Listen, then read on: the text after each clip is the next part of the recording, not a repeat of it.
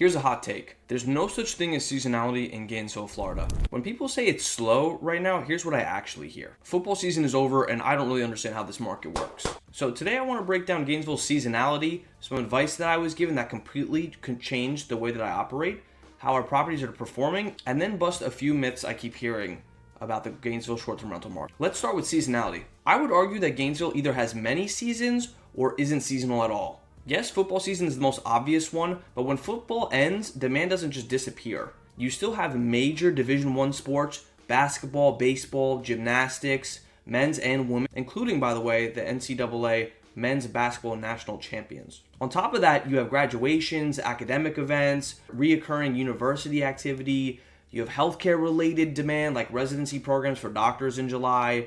You have travel nursing contracts that come from all over Florida periodically. We also see a lot of blue-collar workers that come into town. You have people traveling for work or people who negotiate contracts and then they place their workers in places in Gainesville near the projects that they're working on. You even have weird stuff like mermaid conventions at Ginny Springs. You've got scuba training we've had at Devil's Den. We even have like snowbirds escaping winter as far north as Kansas. Most recently in town, they just built a big sports and events center, the Alachua County Sports and Events Center. So these are like smaller groups passing through. There's people that come all over for all sorts of reasons that people never even consider. Those are just recent things that have come up, but honestly, the list never ends. What I've noticed though is that a lot of hosts treat anything outside of football season as slow season, and they use that as a catch-all excuse for underperformance instead of adjusting their strategy. Here's a quick tip on this topic. Because so many hosts think this way, they only operate their listings for 4 months out of the year. Once football ends,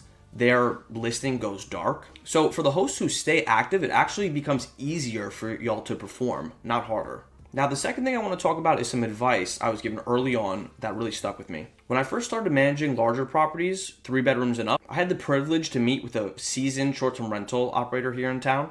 And they gave me 2 very valuable insights that I want to share with you. First, list across multiple platforms. At the time, this person's portfolio, about 30% of the bookings came from Verbo. And second, the slowest months that they operated in were January and February. Now, let me explain why this matters. Before that point, I had mostly managed smaller properties, 1 and 2 bedroom listings. And honestly, I had never experienced seasonality at all. Smaller homes can be priced competitively enough to be occupied all year round. Especially like when I said earlier that most hosts quit right after football season. I know this because during what people would call the slowest season, in February specifically, the amount of impressions that I had on these smaller listings doubled. It was nearly like 15,000 impressions that I had got in that month. So I also had never needed multiple platforms, and I definitely didn't feel a slowdown. But once I started managing larger homes, I took that operator's advice seriously and it paid off. I heavily discounted long-term stays in January and February far in advance and locked in longer-term, month-long bookings to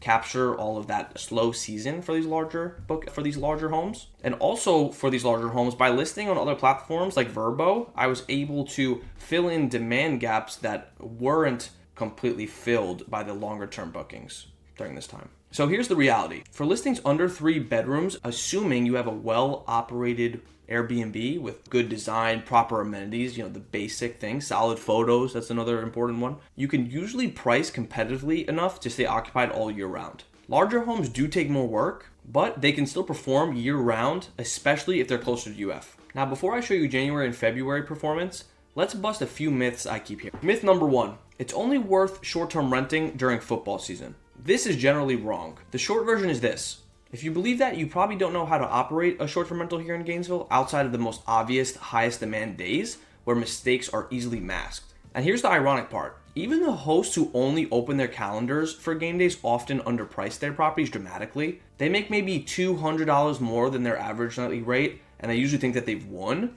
when in reality they've left thousands on the table. Myth number 2, only properties right next to UF can perform or survive the slow season. This one is easy to debunk with basic supply and demand. When most hosts quit after football season, supply drops. That leaves fewer options for travelers, and people can't book properties near UF if those listings don't exist. And a lot of time, these people who are hyper fixated on the seasonality of football are properties that are going to be closer to UF generally. Distance matters, but pricing and availability matters more. Essentially, availability. And again, I really don't believe there is a true slow season here. There is one caveat to this. This year, while managing, I had a very slow September, It was almost like no matter what I did, it was really hard to get any bookings at all. But this is not usually a time of year that people are referencing when they're saying slow season. And it's hard to tell whether I was just unprepared or if these are like macroeconomic forces that were kind of influencing this behavior. Myth number 3, hosting a short-term rental is easy. This one might seem random, but this is actually something that's come up in the last few conversations I've had with clients. More specifically,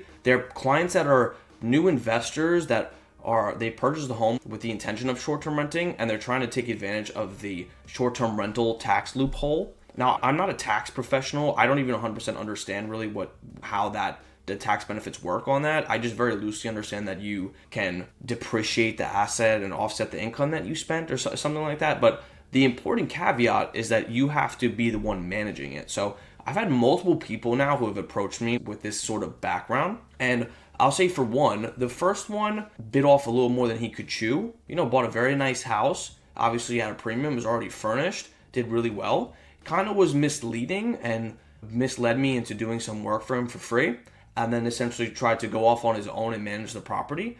And I can tell you that he was not prepared to manage the property himself, and he's currently considering selling the property, right?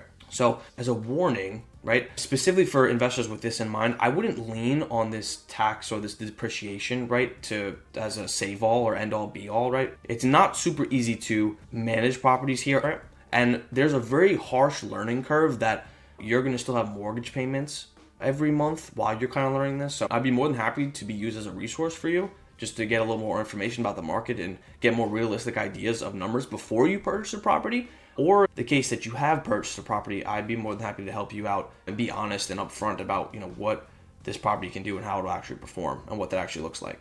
Okay, y'all, and this is what our performance is looking like for the quote-unquote slow seasons. This Gator Grotto is a new property, so I didn't have it until, I think, literally like a week ago or something. Or it was literally was Monday is when I first started managing it. And these actually grayed out areas right here. It's not linking for whatever software issues, but we actually were able to get a month-long stay. So it's like booked all the way into the 8th, so, or maybe not a month, but let's say like 3 weeks, 3.5 weeks worked out really well. But yeah, generally this is how our January looks if you just ignore this. So as you can see, pretty good demand the whole time. I mean, we got back-to-back sales. We have some gaps which I think are harder to fill because of this time of the year, just naturally. But I would say all in all, it's not empty, not super difficult to get a booking around here, right? So we also see, like I was talking about before, right, the presence of the Verbo bookings, right? Even some of these were also like Verbo if I look a little bit, but yeah, see, look, Verbo. This is the listing, the bigger home that I was mentioning didn't get a longer stay booking, but I was able to fill in demand with Verbo, so that worked really good. If you see this one right here, Judy booked, this is like a super long stay into the February 25th. So that's what I was talking about with the longer stay discounting that incentivizes longer stays well into the future. So I think we can look actually like when they actually booked, August 28th. So like that was a little whiles ago, and we're reaping the benefits now. So yeah, and some of these are like owner stay. This is the owner staying there or whatever, but generally it looks really good. I mean, we're back to back to very minimal gaps and stuff, and then obviously we still got some time for the rest of February and such, but what's advertised to us is that it's a completely empty, unbooked, wasteland here, and that's just obviously not the case. So yeah, just wanted to share this is actually working in real time. This is what actually works here in Gainesville. So with that in mind, utilize the advice that I've been given here, things that have been shared with me from other strong operators here in town. Also, reach out to me with any questions if you have specific questions about pricing strategy, design, listing setup, Airbnb optimization, how to list on different platforms,